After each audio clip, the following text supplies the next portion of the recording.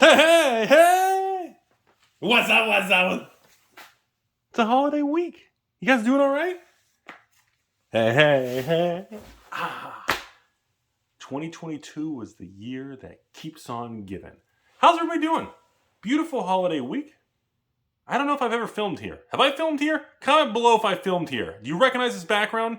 Check your wife's Instagram, Facebook account, and let me know if you recognize this background. So today we're gonna just talk about where are we with the state of everything. We're moving to the end of 2022. Where are we? So before we go any further, I know you guys are just staring at my lovely $6 haircut. Yes, I did have to sell 3 shares of Hasbro to pay for this haircut. What do we got going on? We got a pallet back there of Kamigawa. We got a pallet of Streets of Barry Manilow. Hey, we got some Red Label Kamigawa set. We got a little pallet over here, some Fab action. We got a new one just came in.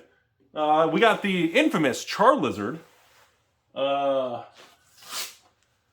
is the pallet? Oh, Jackie from the printing factory made a little heart on this for me. Jackie actually put on, look at that, little Jackie actually put on there, Jackie with the heart over the eye. Jackie, wherever you are, you look like a sweet lady. I really appreciate that. I'd give you a hug. That's very kind. How many Char Lizards? These are the Char Lizards, right? So this is the holiday thing, that Char Lizard thing people are going crazy about.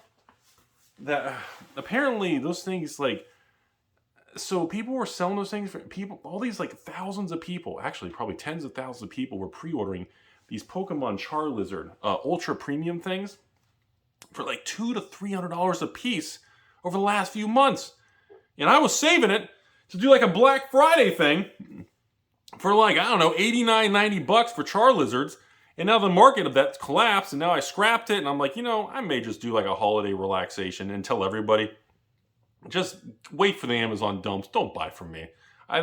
So I ended up with, after some confusion, problems, mistakes, and shipping and freight companies, I ended up with 3 fucking pallets of Char Lizard ultra premium things when I wasn't even supposed to get very many. Now I got 2,000 of them, and I was going to run a special thing, and now I'm like, well, the price is collapsing so much, it's not even a good deal anymore, so now I think I'm just going to sit on them. I don't know what I'm going to do with it. You can comment below and let me know your opinion, but I think I'm just going to end up sitting on them. That's really about it over here. I just wanted to talk to you all about the state of everything. Oh yeah.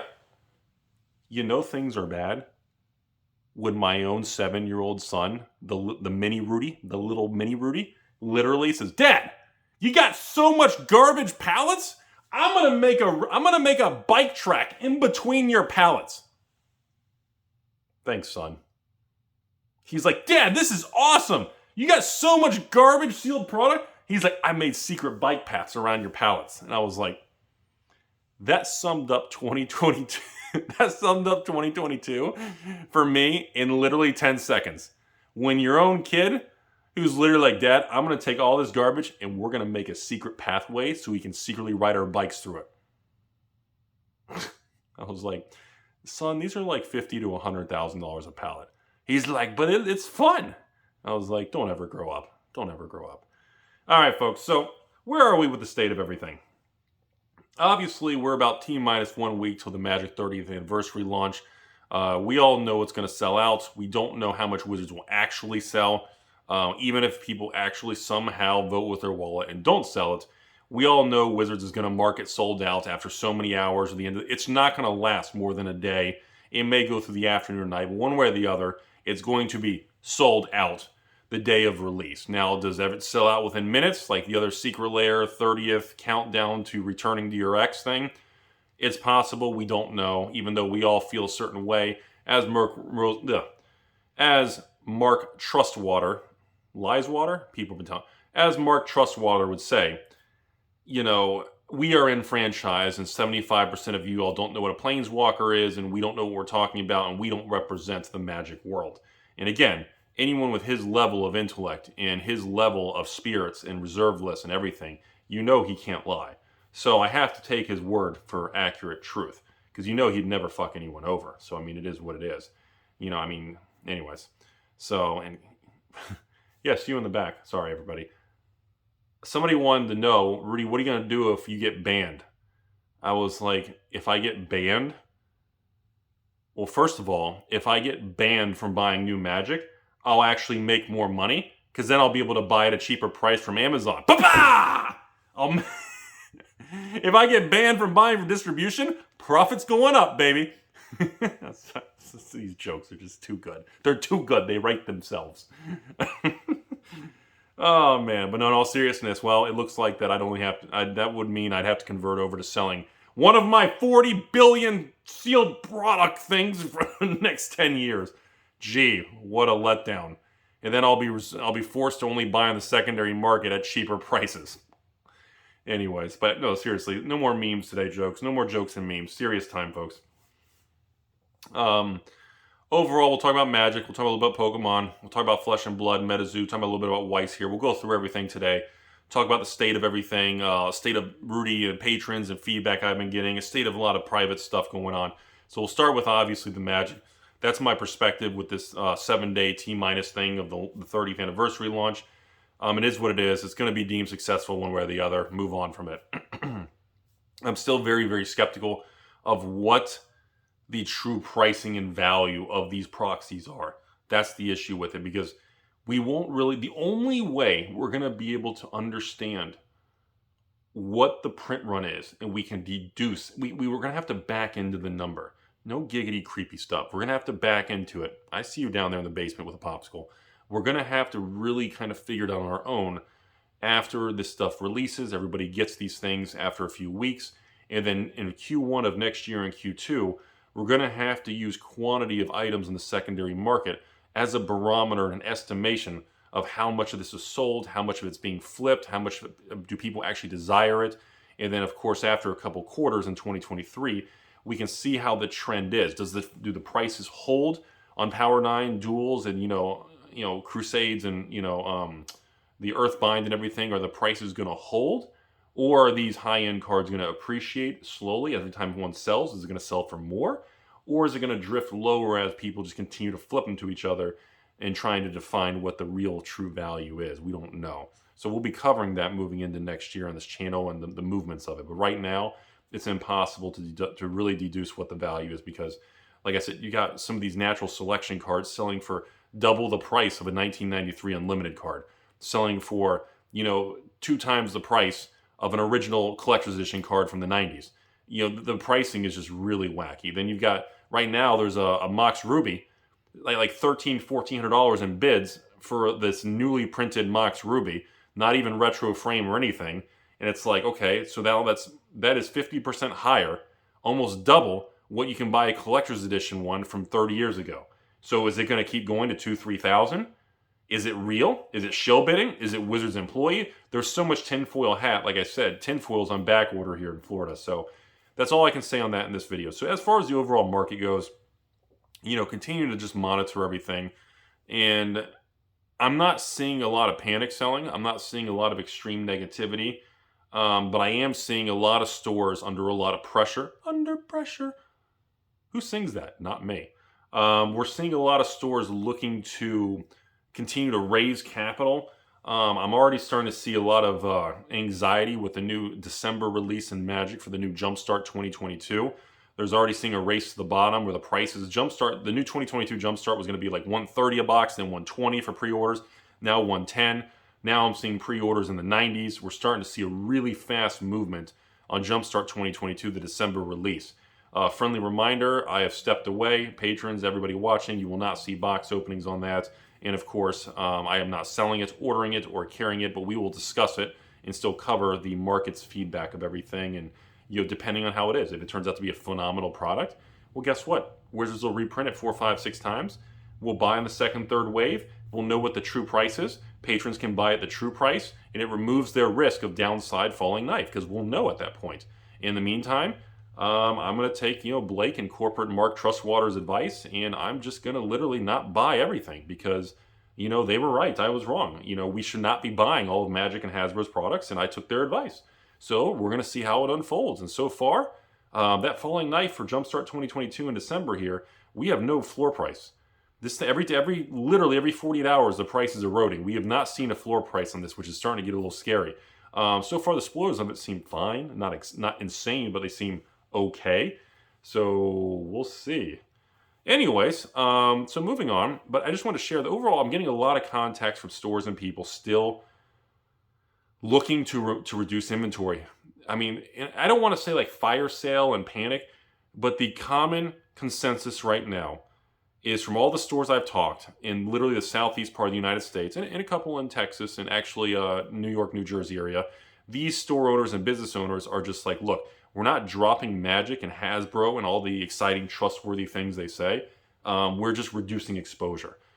In general, everybody is all in on Pokemon. People have reduced exposure tremendously for Magic, period. I'm seeing everything from pre-orders and people talking about what they're going to get with the new Phyrexia set, the new Jumpstart set, all these new products. Everybody's like, Rudy, what do you think I should do? I said, look, do whatever you guys want. I'm not going to tell you what to pre-order, what to buy or sell, but I'm going to report on it. If everybody starts doing it and people send me pictures and stores are doing mass box openings, and I'm going to report on it. If it starts getting good, like I told you guys in Brothers War, these serialized cards are holding up very well. They're selling they're very liquid. There's a lot of excitement on it, and I'm very impressed. So when something positive is happening, even with Wizards and Hasbro, I'm gonna report it on it. I may not agree with it, I may be shocked, but I'm still gonna disclose it to you. And so far, Brothers War collector boxes and set boxes are holding up and doing just fine. So I'm hoping that we have a trend being broken with the Brothers War collector boxes, and they can hold and not collapse below $200 a collector box. So far, it's looking pretty good. So fingers crossed we can break some trends and get some positivity going into 2023 with Rudy's new haircut here. So that's what I really want to see what's happening. And I think the thing is, until I see a behavior shift or just a straight up, honest, blunt statement from Hasbro, Mark Trustwater, Dr. Blake on the 69th floor of the Ivory Tower, until I want a public statement and acknowledgement of just, hey, we hear you guys what's going on, and don't be a fucking idiot. Don't say, well, just don't buy all our shit. That's the dumbest fucking thing I've ever heard in my life. That's over there with Blizzard. Is this an out-of-season April Fool's joke? Well, don't you guys have phones? I mean, fuck, bro.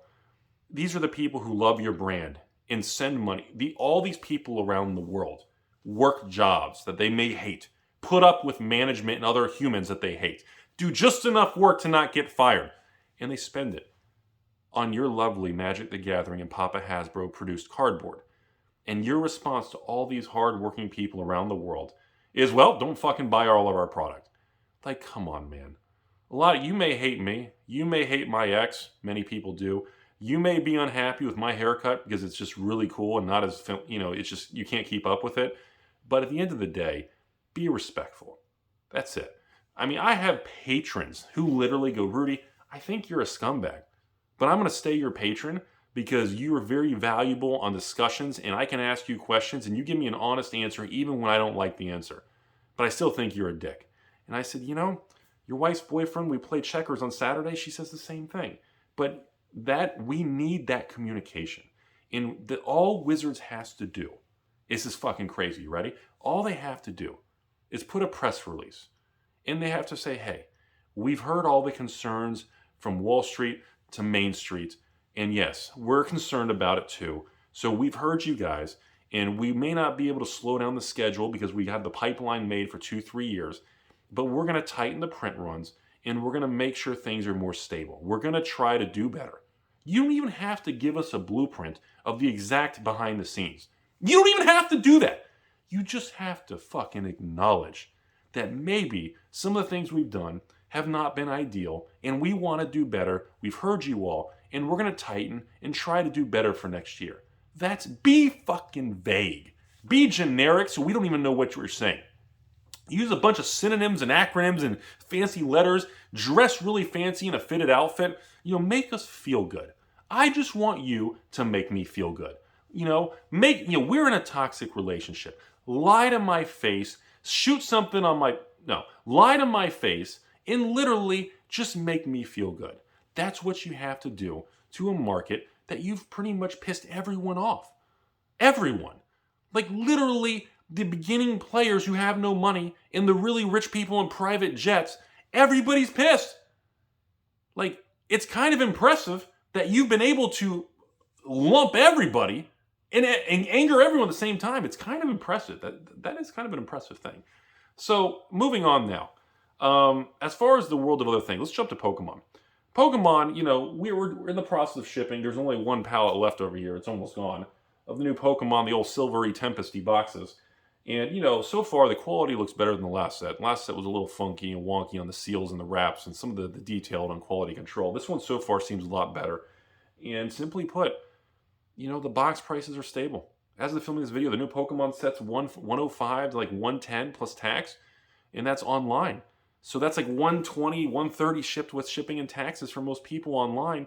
So your local LGS is still selling a Pokemon box for like, maybe they can sell it for like 130, and they can pay what, 80, 90 bucks for a Pokemon box. There's a decent margin. The prices aren't through the roof, and everything's still doing really well. And they bought their own printing factory and facility, and they've increased print runs, they tighten print runs, they adjust, they do waves if need be. And you got to give Pokemon credit. I may not have a crazy passion and nostalgia. I mean, I had Pokemon as a kid, the base set and Jungle and Team Rocket and Fossil, but I enjoyed it as a kid. We didn't really play much. We just collected the cool cards and everything, the holos and everything. But so I have a little connection, but I don't have deep-rooted nostalgia and emotions, and I don't get triggered and rip my head off and turn into a cabbage head and roll down the road and yell at old people. And, I don't really have that level of emotion with Pokemon, but I respect it. And, I've been angry at it. I've dropped Pokemon in the past, and I threw it all in my bathroom, the infamous. But overall, Pokemon's good.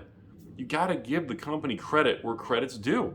They're good at it. And if something's good, even if you don't like them, you got to give the credit, man. And Pokemon continues to fire on all cylinders. Well played. What do we got over here? So, Flesh and Blood. Flesh and Blood released their Dynasty. And, I haven't even been able to cover the new Metazoo Seance and Dynasty. I haven't even been covering much because there's been all this Hasbro craziness in the last few weeks. The last 10 days have been out of control, the news cycle. I've never seen anything like it. And, the Flesh and Blood Dynasty set came out. Look at TCG Player. Look at the secondary market. Look at the people buying the singles. Look at the supply of sealed. It is so well balanced now. It's fucking beautiful. You gotta give the people credit. Sure, they overprinted and fucked up the Monarch block and different things, and everything went crazy to the moon. Tendies Mon to what? 69K? And yeah, it all got fucked up. But they've gone hardcore on this Fab 2.0. They restructured with Uprising, and now we have Dynasty, another set release. And the feedback from selling, I did, 900 variety kits? Promo kits of Dynasty. 300, 370, 360 a box, 360 a kit or something, a couple $100. And the feedback was phenomenal. People loved it. People were opening it, drafting it, playing it, building decks. The feedback of the pools and the cold foils and the fun Rudy stuff, the sleeves, the promo cards, and it was just like, it was such a smooth, beautiful thing. And it was the positivity and the feedback of the people with the cards and the artwork and just the new cards that assist some of the existing classes and the new class, the assassin. It's just, when it's good, it's good. There's no drama. It's a beautiful thing. Everybody said, Metazoo's dead. They overprinted their UFO Wilderness. They refused to cut their print run, that whole shit. Well, they did. They cut the print run with Seance, and guess what? The market's stable. Sure, it doesn't have as much liquidity, and I don't see the flow through that I'm seeing with like the Flesh and Blood set or even Pokemon or anything else, obviously, but Metazoo made it stable. They adjusted. They may not adjust as quick as we'd like. It is what it is. It's their own decision. You got to respect what they thought. It took them longer. They may have fucked up a little more than we had liked, but they did it. You got to give the company and Metazoo Mike credit. They cut Seance, and Seance is a beautiful product. The art is beautiful. The holos are beautiful. The card, and again, I'm always kind of biased to Halloween-y kind of theme stuff, but I think box prices are still holding around $90 plus tax. So just under $100 with shipping and tax online. And it's been out for a month. It didn't collapse. Well played. Good job. They did what they need to do to survive. And it blows my mind that all these companies, these newer companies, the older companies, the Pokemons and Whites that have been around for 10 plus years, the newer companies like Flesh and Blood and Metazoo, who've only been around a couple years, it blows my mind. They've all adjusted their numbers, print run, and quantity of sets and everything. And they're all kind of restructured, and now they're able to move forward in the next year. And the big, bad, cocky company from Dr. Chris Cox steering the Costa Concordia Carnival ship. Oh, wait, that one crashed? That was the ship that crashed. The big ship that's being steered by Dr. Cox, and his PR guy literally just says, we're not going to change shit and you shouldn't be buying all our, like, holy fuck, man. It just, I'm shocked because I never thought I'd see that.